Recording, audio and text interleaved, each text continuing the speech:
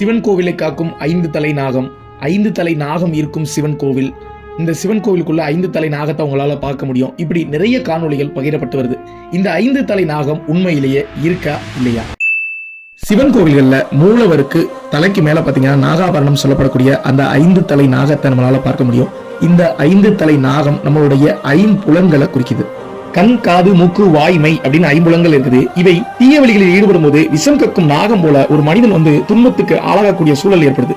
இவற்றை எவன் ஒருவன் அடக்கி ஆள்றானோ அவன் மட்டும்தான் நிச்சயம் சிவத்தை உணர முடியும் அப்படின்ற ஒரு உயரிய கருத்தை வலியுறுத்தும் விதமா தான் சிவலிங்கத்துக்கு மேல அந்த நாகாபரணம் சொல்லக்கூடிய அந்த 5 தலை நாகத்தை வச்சாங்க. 5 புலன்களையும் பஞ்சபூதங்களையும் குறிக்கும் விதமா தான் அந்த 5 தலை நாகம் அப்படின்ற ஒரு விஷயத்தை நமது முன்னோர்கள் நமக்கு கொடுத்துட்டு போயிருக்காங்க.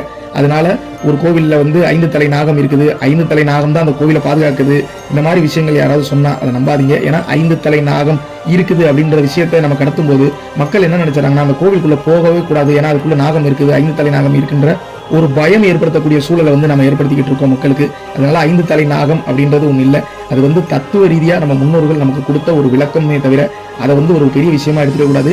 ஏன்னா ஒரு சிவலிங்கத்தை அந்த நம்மளை படைச்ச அந்த இறைவனை ஒரு பாம்போ இல்ல ஒரு 5 தலை நாகமோ காப்பாற்ற முடியாதுங்க.